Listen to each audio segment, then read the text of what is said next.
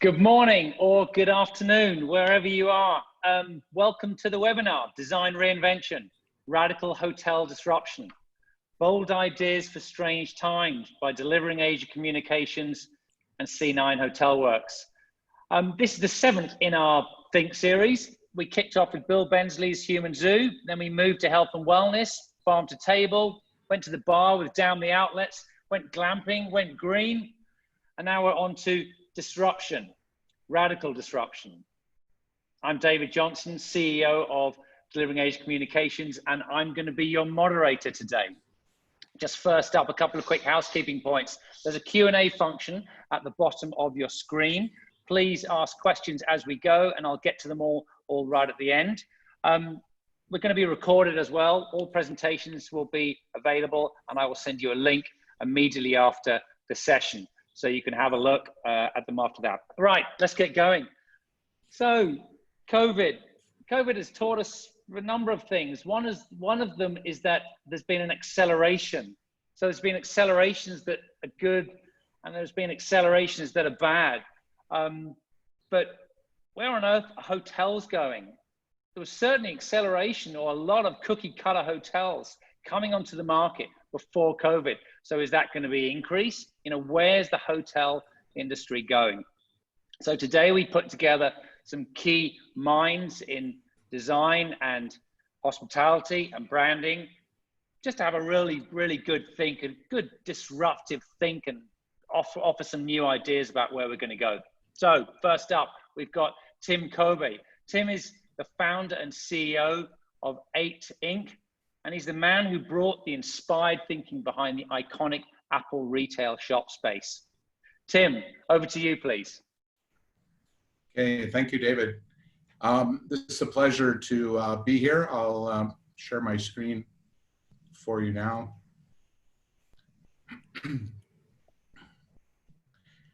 And I guess how I would start this is to recognize that the period that we're going through, and you mentioned the accelerations, is actually confronting people with one of the most difficult things that we all confront in our lives, which is the idea of change. And change can be terrifying for people. And so what I thought I would do is put together some points here that will help us think about what to do during change, during times of disruption. And these slides have nothing to do with hospitality and everything to do with hospitality at the same time. So I'll take you through these 8 points quickly. The first part is to recognize that whatever it is that we're creating in whatever business is to recognize what it does for people. And there's a certain amount of obviousness in this statement. However, it's seldom properly recognized. We typically fall back into patterns and rhythms and formulas that end up commoditizing whatever it is that we create.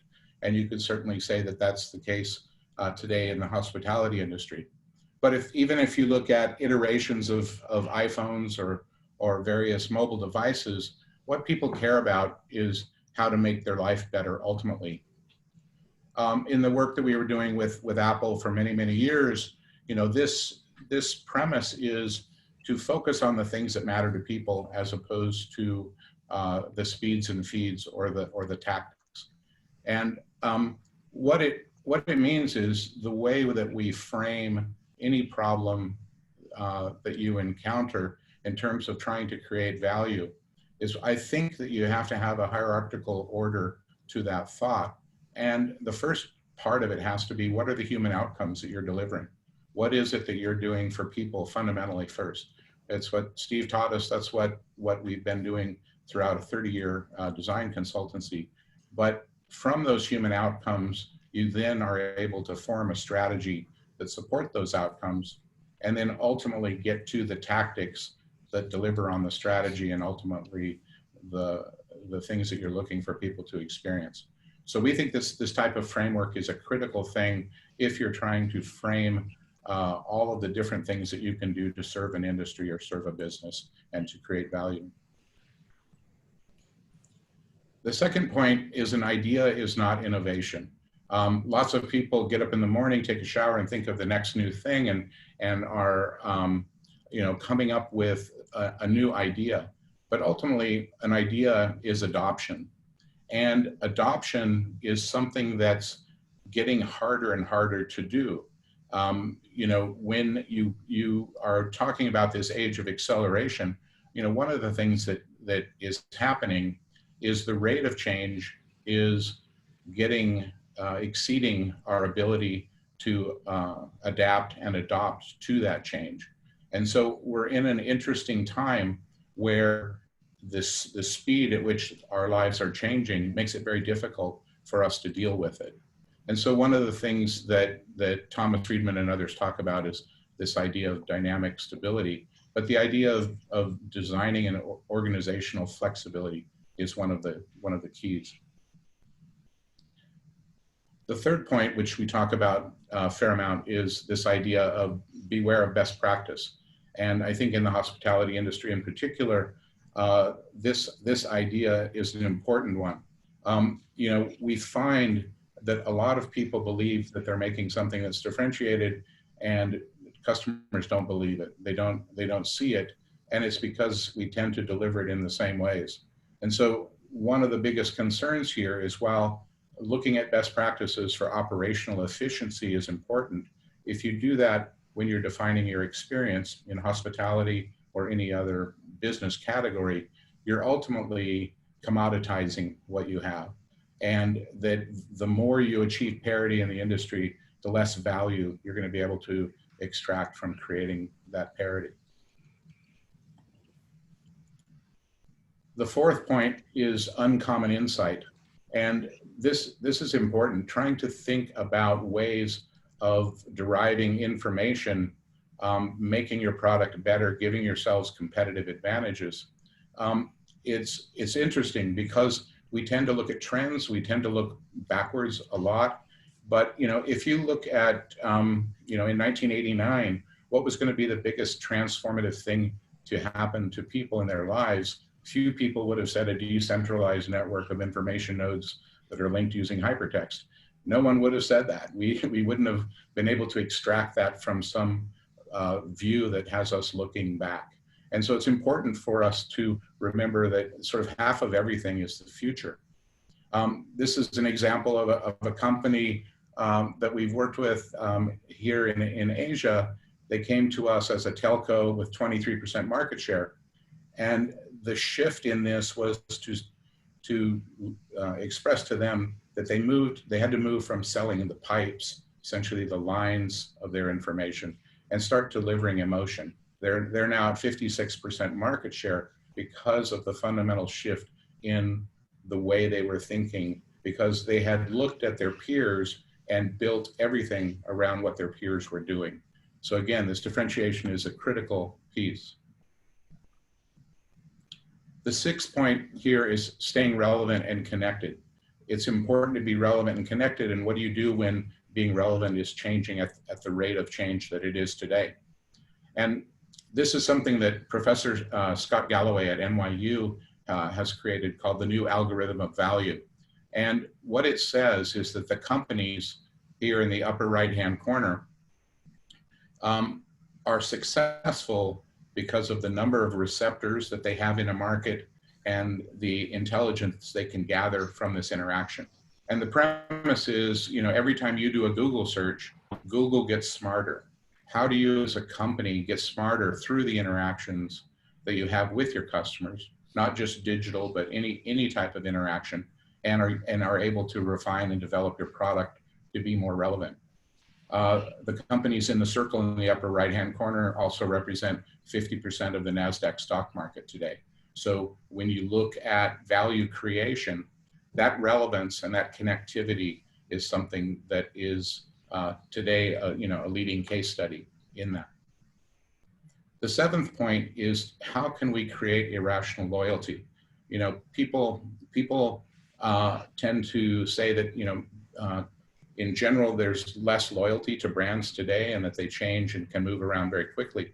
But I think that one of the key elements that reinforces that irrational loyalty is the idea that what people say about you is as much a value as almost anything else that you offer today. And we know 50% of purchases based on word of mouth. What most people don't understand is 80% of word of mouth is generated by direct experience. So if you're not designing your experience and focused on that, you're leaving money on the table, and you're potentially commoditizing the types of products you offer. And then the last point, this is Hal Gregerson from MIT. He has written a book called Questions Are the Answers, and I think this is an important book. I think it's an interesting read. But asking yourselves the key questions, in some cases the hard questions, if you're focused on the tactic, success opportunity is pretty limited. But why does your company exist? We know people don't buy what you do, they buy why you do it. Are you focused on the human outcomes? Design is not what it looks like, but it's what it does for people. Is your offer a meaningful experience? Marshall McLuhan talks about many companies communicating information. The problem is it doesn't necessarily lead to driving behavior. And then the fourth one here is, how do we know what to offer? And I think Genevieve Bell says it well when she says she's always felt an obligation to build the future that she wants. So these 8 points, I think, are ultimately the secrets to value creation, regardless of the industry, regardless of the category. And it leads back to, are you creating better human experience for people? If that's the case, you're creating human outcomes will lead to better business outcomes. That's my piece. Thanks. Tim, thank you. Goodness, there's a lot to take on board there. So please keep your questions coming in the Q&A, and it's just in the function below. Goodness, beware of best practice. Don't commoditize. Deliver emotion. What matters in terms of people and people's feedback is shaping the experience. Really, really good stuff. Thank you, Tim. Please stay online, and there'll be some questions for you later. Martin Jones, Chief of Disruption Officer of MBJ Associates, man behind helping W Hotels create lifestyle in a middle world of buffet and welcome drinks. Martin, what have you got for us today? Thanks, David. Hi, everyone. I just thought I'd come in as you probably know, I was with Starwood Hotels for 20 years in Asia Pacific, and then I've recently been with Fairmont and Raffles and Accor here in Europe. So I'm on the hoteliers side. So I wasn't sure whether today I was going to get beaten up and told how bad everything is and how I had to respond to that. But I put a few points together. So I thought I'd talk a little bit about the claim, about what this the topic is all about. Perhaps what do hotels think? And maybe what hotels should be looking at, who's moved in the industry, a little bit of recommended thinking from my point of view, and then we'll just go over it all a little bit together. So first of all, it would be unexpected if I didn't mention a word when I first started. So the word is outlets. I was on the call a couple of weeks ago when you had damn the outlets, and I was extremely happy. So anyone who knows me knows that this is a pain point for me.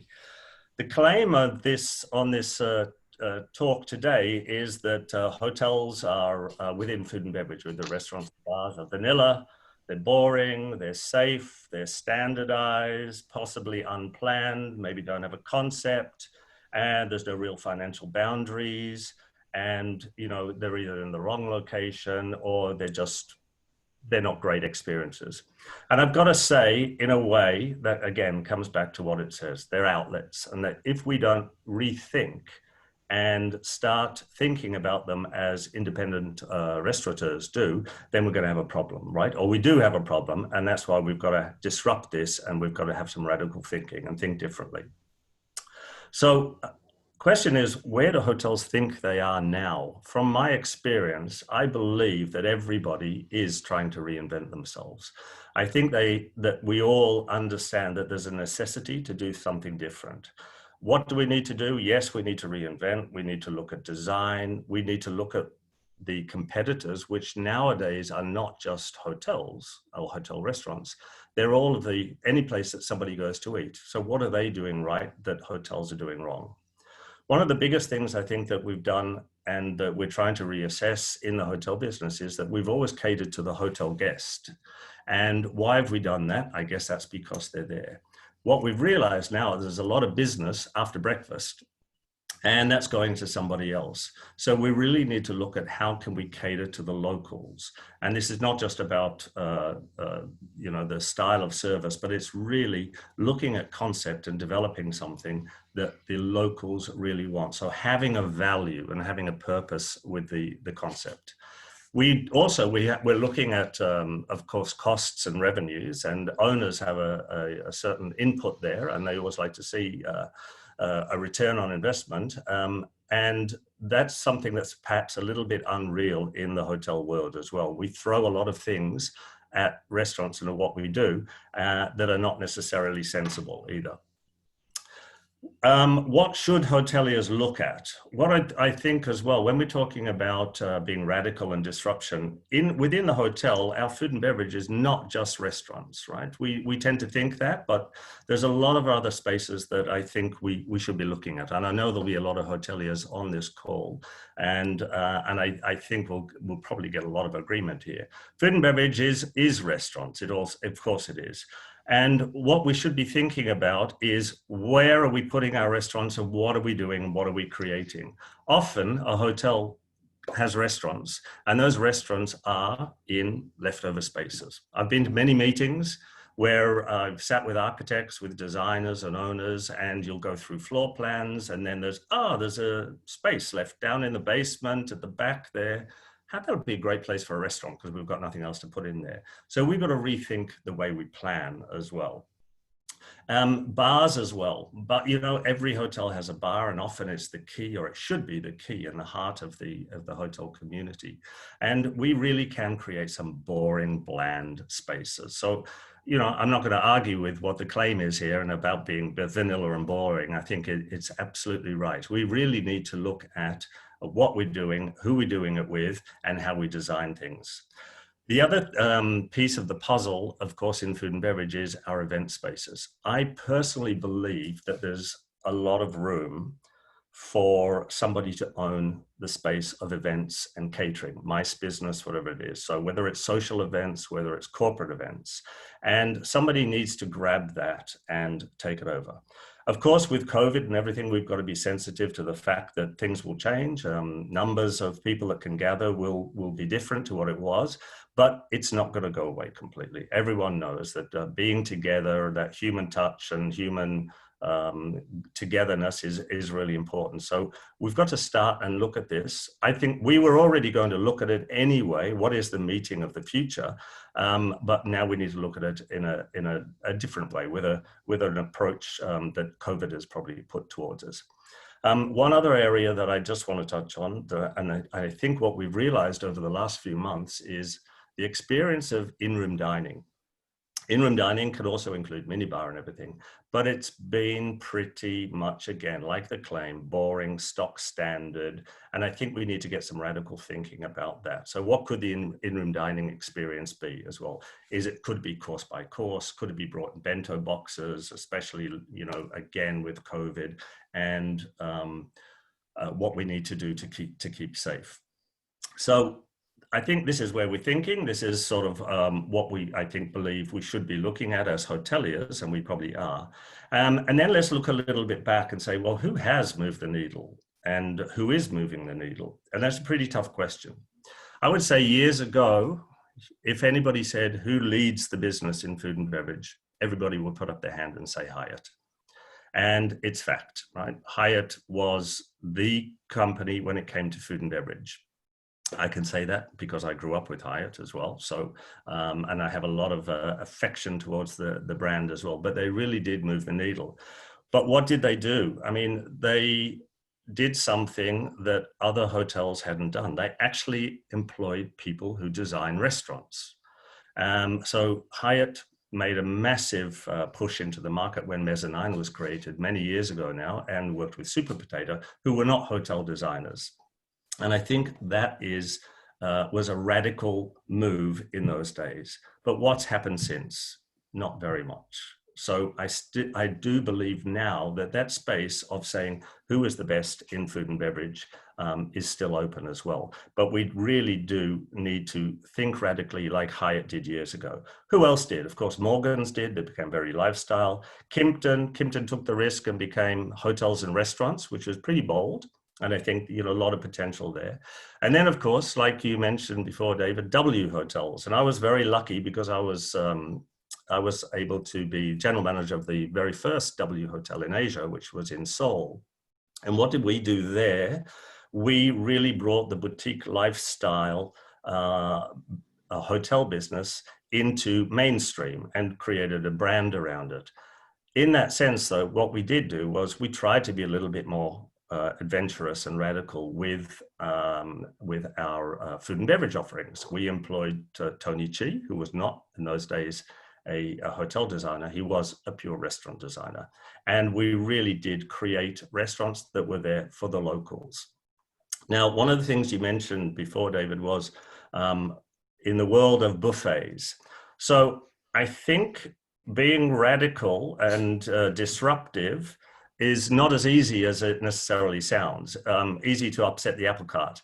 But one of the things that we did try to do that the ideas of the brand was eliminate the buffet. So let's get rid of the buffet. And it was basically a mandate, and it was very North American driven initiative. What happened? The customers wanted a buffet. So it wasn't as easy as just following and making one change and one that fits all. It really is thinking about who is your customer, what does that market want, and then what it is interpreting it. So what I would encourage everybody's thinking is not just to eliminate something because it's been done for so long, but really analyze the market and look at it. And is that what they want? And if that's what they want, how can we do things in a little bit of a different way? There are other hotel chains now that they're getting in there, moving the market. I think Hoxton, Soho, 25 Hours, Citizen M, all very lifestyle. And there are some of the other big boys are also moving in the area of food and beverage. So that space, like I said before, is up for grabs, I think. Now, just a couple more points I just wanted to go into. Really, if we don't want to be vanilla and we don't want to be boring, what should we do? One of the things I believe that we haven't been very successful with in hotels, and I'm generalizing overall, is we're not working with designers. What we are doing, we are engaging designers, and we're often engaging designers who design rooms and then design restaurants just because they have the spaces. So for me, it would be take a risk in the design area, work with designers, maybe work with designers who haven't done this before, and we'll go out there and do something bold, but really make it functional. Work together, listen to the designers, listen to your teams, and listen to your customers. I think we need to create solid concepts, and I really mean solid concepts that that don't get varied. How many times have you been into a hotel restaurant, and it could be a Chinese or a Japanese restaurant, and then all of a sudden you see there's a schnitzel on the menu? And it's like, well, why is there a schnitzel in a Japanese restaurant? Oh, because the GM likes schnitzel, so we have to put it on the menu. And things like that. And that's reality. And that's the things that we do. Not to blame any GMs here, of course, because I was one anyway. But that's not being true to your concept. And that does confuse everything because we tend to try to be everything to everyone. And that's one of our biggest mistakes. So I do believe that we need to get the concepts right. We need to work with the right designers. We need to get lighting right. We need to get sound and music right, the overall ambience and atmosphere, because that's something we really do critically get wrong. A little bit of market research, absolutely important. Doesn't mean that just because you do market research, if there's 20 Italian restaurants and there's 20 Japanese restaurants, but there's no Mexican, doesn't mean you should put Mexican. Maybe nobody wants a Mexican, but we do need to have some solid research in that. But I really think we need to rock the way we think and really be sensible about it. Otherwise, we will still be bland, boring, vanilla, all the other words that were used. So a couple of things just to summarize. I think we need to take risks. We've got to have defined concepts. We really have to get into our design and work with and listen to the designers out there. And we've got to give quality, we've got to give authenticity, and we've got to give value. And that's one thing I didn't touch on, but we often charge like wounded bulls and wonder why nobody has a second drink, nobody has an appetizer or a dessert, because often we charge too much. So I think our thinking has to be more radical and more disruptive. And I think then we wouldn't be having this conversation about the claim that hotel restaurants and bars are boring and vanilla. So hopefully we'll get a few questions. Thank you, Martin. Martin, that's great. Yeah, pricing. What a key issue at the end there, because what locals are going to come in and be priced out of all proportion. So they're not really, are they? So that's great. You touched on another great thing, which is room service. I know room service is something that's very close to Bill Barnett's head. And Bill, I'm going to ask you about this later. I know you love your club sandwich. The story about the club sandwich, has that still got a future in room service? But we're not going to get to that now. James Stewart, out of the box brand thinker, founder of Stewart and Partners. James, over to you, please.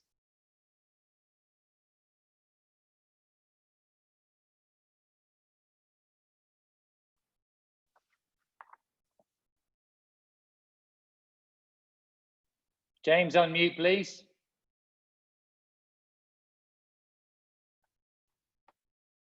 Okay. Hopefully you can hear me. Sorry about that. No problem at all. Loud and clear, thanks. All right. So I'm going to talk about people and the relationship between people and brand, which is kind of a disruptive thought if you speak to most people in human resources and people development across the industry, and the relationship between culture and brand and financial outperformance. So for today, the title of the presentation is Power to the People, because we need to put the power back in the hands of the people who make the biggest difference to the guests. And, you know, I think I know we've used the word disruptive here, but for goodness sake, this is the most important. We're in the bloody service business, right? And the amount of actually both large and small companies who get this relationship and who put people first in a business that's about human connectivity is woeful. But because we have had a moment or two in the last few months to think about this, I really think this is a wonderful opportunity for everybody listening to this, for all of us, to actually do something about it. And so what I've tried to do is kind of mix some practical thoughts and ideas with some perhaps broader strategic thoughts. So you may say, well, why are you talking about people? There aren't any people around, right? No one's going to hotels, no one's going to football matches. What's the point of talking about people serving people when there are no people to serve? Well, I'll give you one example. And sorry about this. This is a shameless client plug. So if you don't like shameless client plugs, please look away or go and make a coffee. I'm actually going to talk briefly about this place. And the reason for talking about it, because we're talking about people, this is called the Social House. And you know, that should probably give this this focus away. But this brand, this experience came from a consumer insight. And this goes back to what Martin was saying. It came from a consumer insight that people were fed up with going to restaurants and bars and events in a place that felt like a lodging establishment and not a restaurant or a bar or an event space that didn't feel like it was some kind of rearranged conference venue. And the insight was also about the fact that in a lot of markets, when consumers fly into a market and they stay in a hotel, they don't actually feel like they're in the place they're in. And so one of the insights, both in terms of overseas guests and locals, was focus on the locals first. Right? Now, people said to me, well, why would you do that? Because they're not going to stay in the hotel. But there is a connection. And that is that if you get locals who stay or who frequent bars and restaurants that were designed by restaurateurs and by bar designers or club designers, and they were intended to create a buzz amongst locals, then those locals become essentially part of the brand, which then attracts overseas guests, because instead of walking into an anesthetic lobby that looks like everywhere else in the world, they're walking into a hive of human activity that they can connect with. And obviously what's super important is that the social house's own people are an absolutely the key element of this being successful. And just for what it's worth, we have 83 rooms in this hotel. We have 4 restaurants and bars, all very different. For about 6 weeks after the opening of restaurants and bars, all our restaurants were fully booked, Thursday, Friday, Saturday, Sunday. It was the only hotel in Nairobi that really was making any substantial income. And it was because it was a social place. And, you know, I think that the essence, and if you look at the feedback, a lot of the feedback is it's got funky interiors, and it's got, you know, we've got a Peruvian bar on the roof, and we've got some pretty cool things. But essentially, it comes down to the connection between the kind of people that were employed here and the type of guests who visit us and have become loyal to it. So anyway, that's one example of the fact that anyone who says that the social element of hospitality has gone away is a long way off.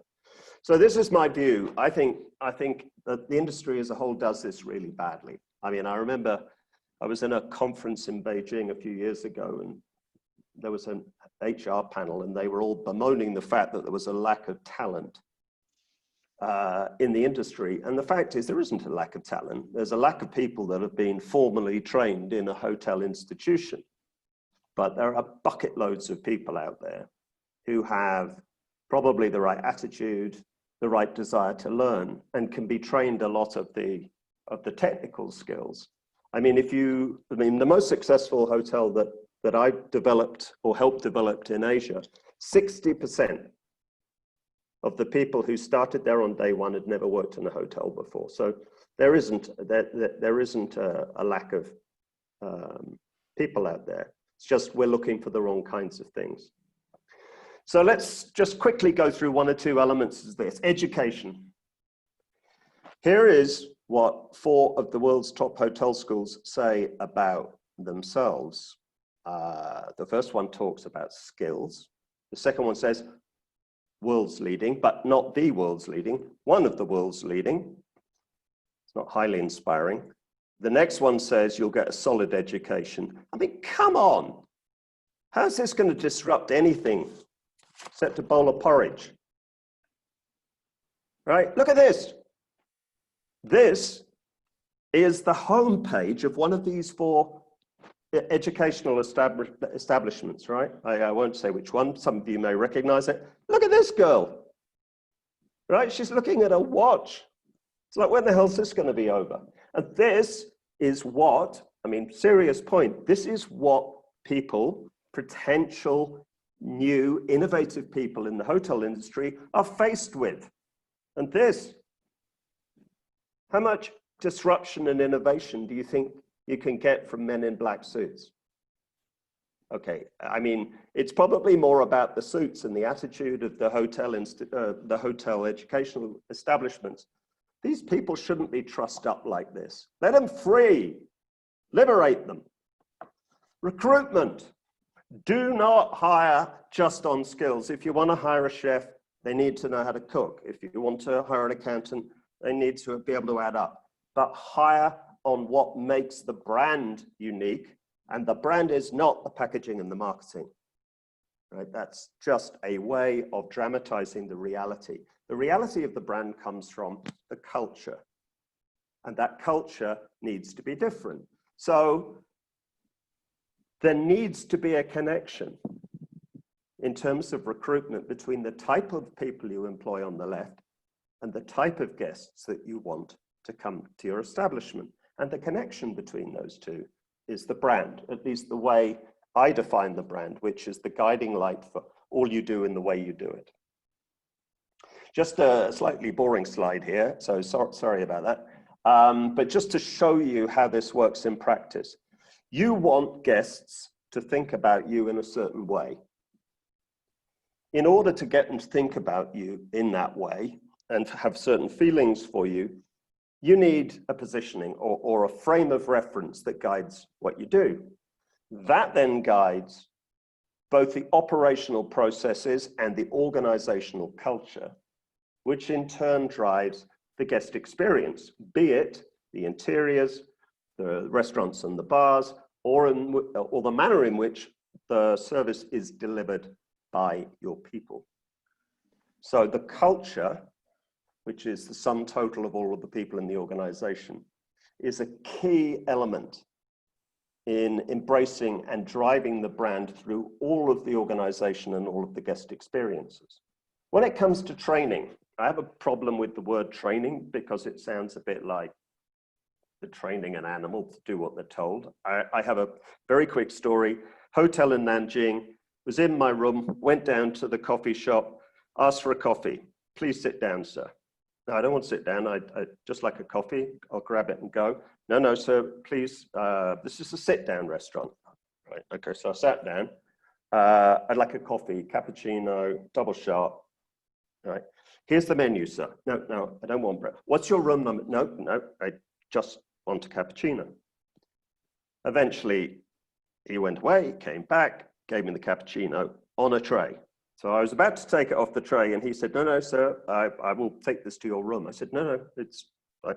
Anyway, long story short, he escorted me across the lobby and up to my room and to the door, where eventually he was allowed to give me the coffee because he'd been trained that under no circumstances should the guest be delivering their own coffee.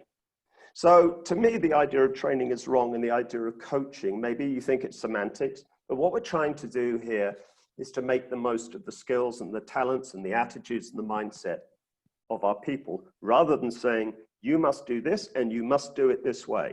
You must shake the customer's hand 3 times. You must not look at them for more than 5 seconds. And you may laugh, but I know brands that actually put time constraints on certain interactions with the guest. Performance assessment. The biggest issue here in the industry is that we are very much outcome oriented and not culture oriented. And the problem with that is that if you go charging down the path to trying to make your targets, whatever they may be, the culture gets squashed. And if the culture gets squashed, the irony is the outcomes suffer, because it's the culture that creates the inspiration and the effectiveness and the efficiency within the organization that delivers an effective guest experience, which delivers better financial outcomes. So you step on that culture at your peril. Another way of looking at it, right? The brand culture is really where the growth of the brand and the sustenance of the brand come from. And if you're in a stampede to go and achieve your outcomes, you squash that. Performance assessment, this guy, who's sadly no longer with us, Jack Welch from GE, he said there's basically 4 types of people in an organization along 2 axes, brand-driven values and outcomes. First, if you don't meet your targets and you can't or won't embrace the values, bye. If you do both, go on holiday, we'll buy you a nice car, you'll come back with a bigger office, we love you. Then there's 2 that are really tricky here. Then there's the people who do embrace the spirit, the values of the organization, but don't always meet their targets. This is a tricky one. Now, in the case of General Electric, they said, maybe we haven't given them the right training. Maybe they're in the wrong job, but just because they didn't meet their KPIs or They didn't upskill as fast as we would have expected. We do recognize that they are hugely valuable. So we'll find ways to try and move them from top left to top right.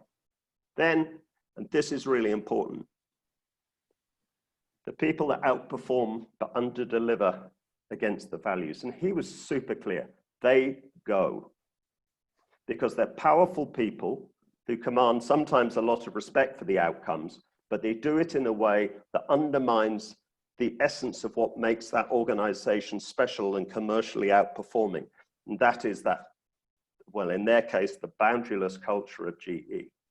So I would say one really important thing is never tolerate this lot. You know, oh, well, they're still here because they double their sales, they double their sales target, right? But at what cost to the rest of the organization? And the important thing to remember here is none of us are as strong as all of us as a group. Just a couple more slides. Leadership. One of the problems very often here is that leadership is split between an owner and an operator. And so you have sort of dual leadership. One guy is thinking about my building and the revenue that will come from this. The other guy's thinking about, oh, thank you very much, that's another dot on the map. How am I going to extend my brand across the rest of the world? The owner also thinks that the operator is the brand, but probably thinks the brand is a name and a kind of an organization, but not necessarily something unique and distinct. The operator tends to think of brand as a bunch of standards, and the irony with that is that brands aren't standards. Brands are underpinned by standards. So if you don't have courtesy and efficiency and professionalism and knowledge, your brand doesn't matter. But brand standards is a bit of a contradiction. And the final thing here is, are these two culturally aligned, right? Even if you have clarity of brand, is there togetherness? And if you've got an owner operator, you know, if he's just focused on the outcomes,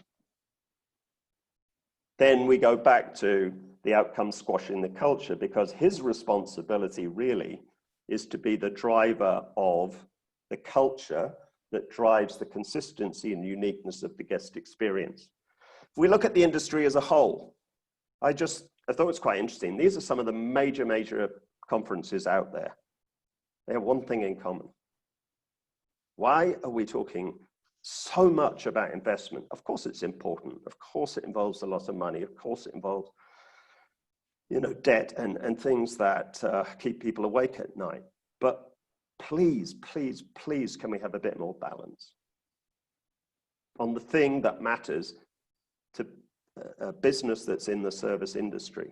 So kind of finally, where is this industry focus at the moment? We've got the funding and legal side of it. You know, that a lot of people who go to those investment conferences are there. We've got brand focus, we've got design, we've got construction and fit out, we've got happy customers, we've got marketing and packaging, we've got facilities and experiences, be it restaurants and bars or events.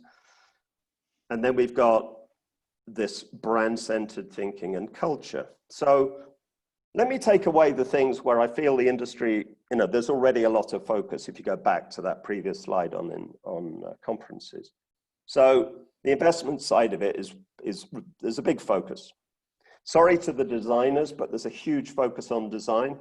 I would say the biggest issue with design right now is that very often you don't have that thing that's left there, the brand focus.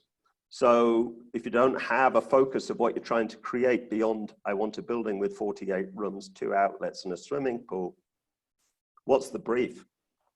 Obviously construction and fit out, which follows through from the design. Let's take marketing out for the moment, because you can't have marketing until the facilities and experiences and the culture is right. But let me also take out facilities and experiences as a focus, because there is quite a lot of debate about and focus and conversation about restaurants and bars and co-working spaces and so on. Which leaves us with these three things where I feel there is a lack, not only a lack of focus, but a lack of connection. So my argument is that a strong brand focus leads to a strong and unique culture, which leads to happy customers. And just in a little bit more detail, you've got a brand, this is Alex Caldwell, who's from ACE, who's sadly no longer with us. You know, he had a very clear vision. He himself had a unique spirit, and he walked the brand. And that became the essence of the culture, which became the basis of the unique experience, which in turn made guests, a particular type of guest, super happy, and they fell in love with the brand. So the industry focus, in my view, should be much more geared towards the creation of a brand-centered culture comprised of brand-centered team members, which drives a common mindset that more effectively integrates internal and external experiences. Internally, better decisions faster, greater cost efficiency. You've got a frame of reference. It's called the positioning, right? Is it on brand? Is it not on brand? Rather than, oh, I don't like blue. I don't like that circular thing. Focus on the thing that's going to make you unique and outperform. And externally, a clearer guest awareness, a greater understanding and sense of connection, and higher, more consistent income streams. Where is the industry in this regard at the moment? I think it's really pretty dire. And yet it's one of the most important things that we should be focused on. So let's go and disrupt. That's it.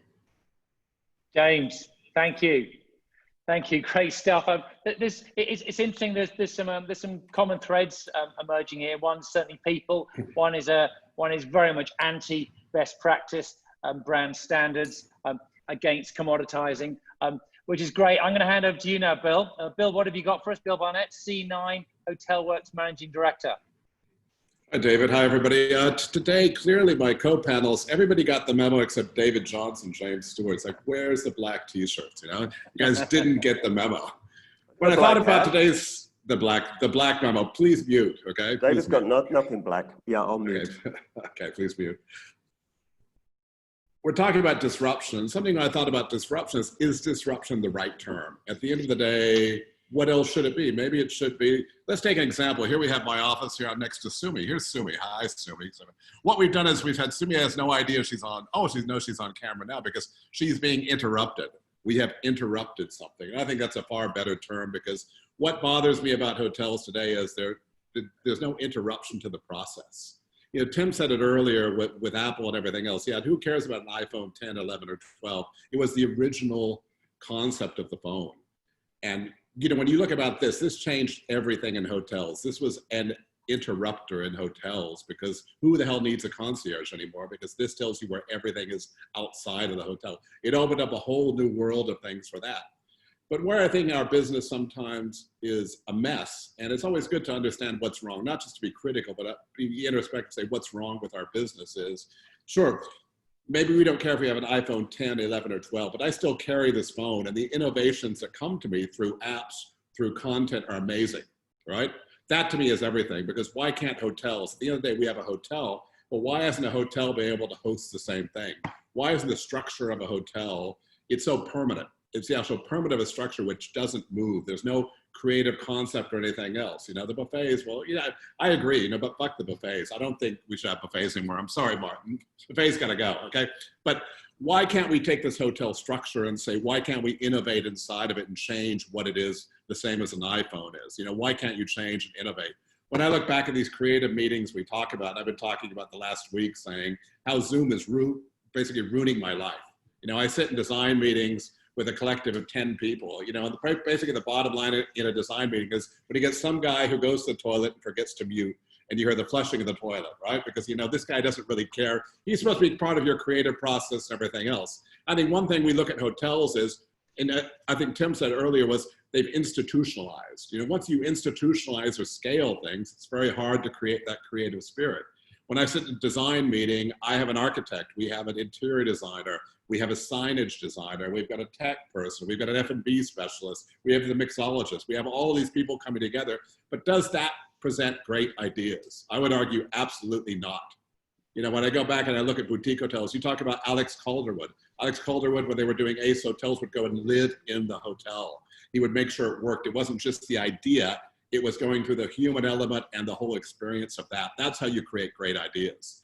It's that engagement through that process. That's where I think we've gone wrong by institutionalizing the hotel business and scaling. You know, how do we separate that really from the concepts? Because at the end of the day, when we're having this collective thought, if I look at Alma and I look at Adrian Zecker, right or wrong, what they did. Sure, you had a few designers, you had guys who are not wearing socks and they're all in the room. And they brought that spirit of design, but you still had one person driving those concepts. If I look at Cis&M, when Cis&M, they were fastidious because they interrupted every process. They looked at a hotel from top to bottom. It wasn't just saying, ooh, let's paint a red building. Let's do something in the guest room or something else. We're obsessed by guest rooms, but we're not obsessed about people. It's people, not products in hotels. And that's where we miss things. Because when I look at disruption or interruption more exactly, you have to examine and say, we're going to change every single process. And today we've become such a derivative industry whereby we simply recreate concepts and scale concepts because that's what we're trying to do. We're not, you know, the whole creative ability of a hotel has been lost. And I think that's so important when we go backwards, because I think that inspiration needs to be a solo endeavor. You know, it's dogma. You've got to be dogmatic for right or wrong, because it's not always going to work. But you, again, when you go and you start businesses, you learn from your mistakes. But the problem is today, we're so afraid to make mistakes. We play it safe. We go down the road and say, well, maybe we'll just tweak it a little this, we'll tweak a little that. But we're still just recreating the same fucking thing, right? That has to change. I think that's the call to action when we talk about disruption in our business and great leadership. It's not, we become such a thing where we're relying on all these specialists and everything else. And where's the spirit of entrepreneurship? Because when you go back to Alex Calderwood, you started all these chains when they started, they had entrepreneurs which were willing to take that opportunity and create something from start to finish. Yeah, I've said it before a few weeks ago when we talked about the arts and craftsmen with William Morris, because you didn't have a signage designer. You didn't have a guy who did furniture. You had designers that all do it all. I'll be impassioned to create it. And then maybe it's not exactly everything is perfect, but there's imperfection in the creative process, and it gets better. You know, by the time we're getting to the iPhone 12, hopefully it's getting better, right? You know, in terms of that. But I think my point of view is, why do hotels have to be so static in what we do? Why can't we change the spaces? And why can't we be like, as, you know, I've said it again about retail. Why can retail change spaces? I think in the future, when we look at technology, we look at 3D printing, we look at the ability of VR to change the experiences. Martin said it before about functions. Why do we create the space and we give it to a client and say, there you go, good luck, have a great event. You expect the client to create a great experience. We're not doing our jobs because the human element is creating, a party is not having a great bar. A party is having the vibe and the people in the bar who are active and orchestrating that. That is what we should be doing in hotels. It's not about the four walls of a ballroom and saying this is the biggest ballroom or the best ballroom or the most high-tech ballroom. It's creating that spirit, because you want to go someplace where there's lots of people. And again, that goes back to the people element of our business. I think we have to get back to that core. I think those are my only points today, David. Over to you. Wish you would have had a black T-shirt though, right? It'd be so much better. Thanks, Bill. Let's get to it. God, we got a lot of questions to get through. People, that really is being the main focus. That's come up again and again and again. Focus on people. Focus on the locals. I'm going to get to those in just a sec. First, I'm going to ask Tim a question. Tim, can you look into your crystal ball a little bit there, please? It's 2030. It's 10 years in the future. What is the future of design? What are spaces going to look like? What are they going to feel like? What are the touch points? Well, I guess the way I would look at it is that assume everything is going to change. And the reason is that the customers are changing, and it's always a function of their behaviors, their values, and their priorities. So I think when we start to see the next generation, the digital natives coming in, they're probably going to be the most communicative generation that we've ever seen. They will be probably the most valuable since baby boomers in terms of economics. But their value systems need to be understood. The products and services you're creating, the experiences that you're offering, all of those things need to tie into essentially what's a new set of values and framework. I think we're going to see a lot more of an integration into digital interactions. I think the idea of a live channel condition is what we live in today. We're all connected in some form physically and digitally simultaneously. And I think that we're going to see then that change a lot of the ways that we would consider business as usual today. Thanks, Tim. James, it's an interesting point that Tim brings up about digital. You talk a lot about social interaction, about this really getting back to the culture and the people business. How are people and digital going together in the future? James, unmute, please. I think the answer is that it's really quite simple, that digital is an enabler of human interaction, like now. I think that's the simple answer. It will always remain that way. Go back to Maslow's hierarchy of needs and the desire for human connection. You know, the best example of this is that the social house opened, well, it opened in the end of January. It closed in March. It reopened again in April and was hugely successful in those restaurants that I talked about. But about 2 weeks ago, the President Kenyatta announced that there was to be no alcohol sold in bars and restaurants. And guess what? They're still coming.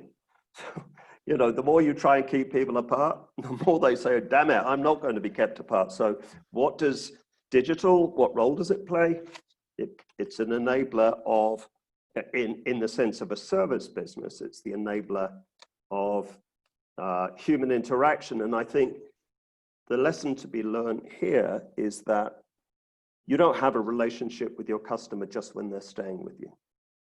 You have all of that time between the end of one stay and the beginning of the next to interact with them and not just sell them things, and not just sell them products, understand them better, listen to them more.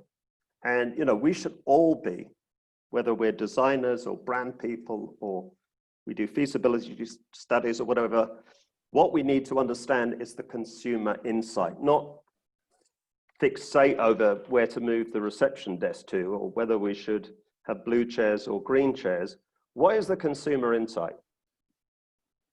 And if we understand that, then I think there's a much greater chance that as a brand and a business, you'll outperform. And technology is really an enabler of all of that, whether it's face-to-face or online. Thanks, James. Martin, you talked a bit about F&B there, and we've got a number of questions about F&B. One is, well, I suppose the overarching one is that hotels seem to be hoteliers seem to be really resistant to change. So how can they change the pricing system? For example, you want more locals, you want to appeal to locals coming to really cool restaurants, just as they would as soon as they walk in a hotel doors. You know, you've got 2 or 3 times the price. So that's one question: is how can you know, what would seem to be something quite simple, it's going to be not a simple thing. How can that be achieved? And the other one is regarding F&B is the future of F&B smaller, funkier, more specialist venues? Another question. A couple of questions for you, please. Okay. I think probably the answer to the first one in my mind is just take a risk. One of the things I said, we are afraid, we've been told, we do things like we've done them forever because we've done them forever. So, you know, the question was relating to pricing as well. I totally agree. We often charge like wounded bulls. And why? Because there's an expectation. Why else is because we manage percentages, right? And we don't look at the dollars or the euros or whatever. And I really do believe that we just need to take a risk, and you've got to try something. And if there's a calculated risk, and you know, there is some proof behind or some calculations behind what you're thinking of doing, you know, put the model forward and just do it. Sometimes it's just get it done and just take that risk. And I really do think ultimately pay off, because if others can do it, if a smaller hotel, an independent hotel, restaurant can charge in a completely different way to a hotel, and remember, a hotel doesn't really have all the fixed costs, or the restaurants don't have the costs. They're hidden in other parts of the hotel. So smaller restaurants can do it. Why can't we? And so I think that's what it's all about. It's really, you know, what somebody said, what are the disruptive ideas? There isn't one, and there isn't one that fits all. And that's the problem, that we've always, you know, looked at one fits all. And that's what brands have always tried to do, to, you know, so that there's familiarity, but take that risk. And then with regards to whether we'll have smaller venues or you know, less people in gatherings, I think, you know, the other panelists also mentioned this. People like people and they want to be with people. Now, do we have to be safe, and are there rules that we have to follow? Yes. Does it mean that everything will become smaller? In my mind, I don't necessarily think so, because we like to get together, and you know, creating that atmosphere, as was just said, is about being with people, right? So I don't think it's necessarily just because of what's happened now, restaurants are going to get smaller. And let's face it, we've seen so many restaurants fail recently because they had to reduce their capacities. So there are economics involved in that as well. All right, that's great. Just one quickly on that. What about banqueting and meeting spaces, Martin? Just following on from that. Yeah, I mean, I think again, Hyatt tried to do something different there, and they did a great thing with campus, with the residents. And I do believe that, I think it was Bill said it, you know, you want to have the atmosphere, but you've got to create it. And part of it, of course, is design and everything, but you've got to create it with people. And what we've got to do is perhaps be less rigid in what we allow. Because we're afraid and it's not normal. We might upset another guest or something like that. So I do believe that there are going to be changes in the way we do things, and we've got to look at the whole hygiene and, you know, sterile places and equipment and everything. But I personally, I don't think it's going to go away. I think we just have to move with the times and adapt as we go on. But I do think that, yeah, there'll be a reduction in the number, because we'll all be doing things like this, because everyone's worked out now we can all Zoom or Skype or whatever. So there will be changes, but, you know, I think the innate desire to be with other people is not going to go away. Okay, that's a continuing thread. Thanks, Martin. Tim, one for you, please. There was a trend before COVID about in design that was kind of getting back to the roots of craft. The roots of craft, meaning, a craftsman taking something on and building a piece of work. It now seems to be so compartmentalized in terms of what is required, and so fragmented. Is there going to be a return to craftsmanship? Do you think that's really going to happen long term? Well, I guess there's a couple of things in that question. One is, the idea of do we really understand what design is I think part of the problem. We tend to think of design as being look and feel, and I think you start out any project by many of the things that James was talking about. Was you're really creating a branded experience. What are the elements of that experience, and how do you get people to understand what are the values that you believe in, and why what you're making matters to them. So I think part of the job is to define, we call it an experience master plan, but essentially, historically, we've maybe developed a hotel. We'll look at an architectural feasibility. We'll know what the zoning constraints are, et cetera. We'll look at a business feasibility plan. We'll get somebody to establish the business viability. But when we frame that out, we have to also include desirability. And what is it about what you're offering is relevant to the people you're connecting with. And I think that's probably a key piece. And that when we talk about the craftsmanship for producing these different elements, those are ultimately getting down to the layer of defining the tactic. How are you delivering it? But if you start with tactic, I think you're fundamentally going to miss the potential of having a higher success rate, because you're not framing the outcome and the strategy before you get to the tactic. So, the idea of craftsmanship, I think there's a lot of great things that are being produced by craftsmen all over the world. The idea of people who have dedicated their lives to producing wonderful things, is amazing. It's what makes our humanity. But I think we do have to in creating a structure, you know, we're providing something for people. That's ultimately what the hospitality business is. We have to frame that priority first before we ever ladder down to the tactical side. Dave, Thanks, can I Tim. just jump in on the back of that? I think it's interesting. Probably 2 out of the last 4 or 5 projects I've worked on, I've arrived to basically try to undo what's been done, because what was done wasn't done with a consumer insight in mind. There was no focus. There was the results of a feasibility study, which was kind of a product guide, but the architects weren't given a clarity of spirit, of purpose, of how this will be unique. And on 2 occasions, I've had clients who have spent over a year spending money and time working on design development with no clarity of purpose and focus. Not just what they're going to be, but who they're going to be. And how the hell does that help the architect and the interior designer? I mean, sometimes I feel that they're responsible because they should be saying, I'm not going to design anything until I know what this place is to be. And I don't mean physically, I mean in terms of the relationship with the guest. So, you know, one thing is people can only be craftsmen if they're given a great focus and a great brief. Not, I want it to be built like this, but I want the outcome to feel like this.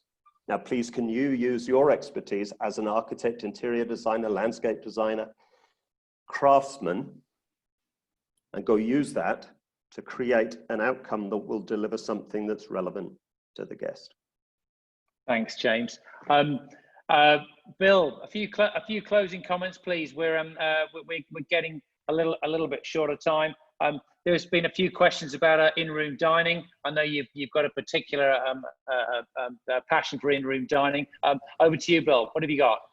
I'd certainly rather have in-room dining than the buffet. So certainly, you know, eating alone, absolutely. But I mean, you know, again, I think the one thing I want to go back to where we started this whole session when Tim was talking about these 4 companies on the NASDAQ and how they represent 50%. Because the one thing they do that the hotel business doesn't do is they own the customer. They learn from the customer. Amazon, Facebook, these guys learn from the customers. The worst case when I look at the hotel business, I still, if I book a hotel through Agoda and I try to go to a Marriott or a Hilton or a Hyatt or any other of a branded properties, and I go say, I want to stay one more night, the number of times I actually go to the hotel and they say, well, please just go rebook through Agoda to extend it another night. They don't own the customer. They basically bent over to the OTAs and said, this is finished. This is how stupid our business is. And that says everything about everything we do in the hotel business, because it understands we don't own our customers. At the end of the day, to me, that's the biggest thing. It's about people, not products. And that product for ownership, we should be cultivating and learning and improving ourselves with our customers, but we're not. We're allowing external parties to come in and basically steal rice out of our bowl because we're not owning that process. And I think it goes back to how hotels should behave. They can learn from tech companies. They can learn from NASDAQ. They can learn from these other industries where these guys do everything possible to learn, to improve, and continue to own those customers the way that Amazon does everything else. Until we learn to do that, we're going to continue to see our industry deflated by disruption and outside disruption, the same thing that OTAs did to the industry and everything else. So we're not learning. We should learn from this experience and say, own the customer and its people, not products. David? Thanks, Bill. I'm gonna wrap it up there. We're a little bit over time. I'm gonna say thank you very much for everyone for joining, participants joining. I'm not gonna be able to get to all of the questions, but there's gonna be a recording and there's gonna be presentations available afterwards. Tim Covey, Martin Jones, James Stewart, Bill Barnett, thank you so much for joining today. How are the people? We'll hear about your club sandwich later, Bill. Okay, exactly. All right. Wow. Thanks. See you later.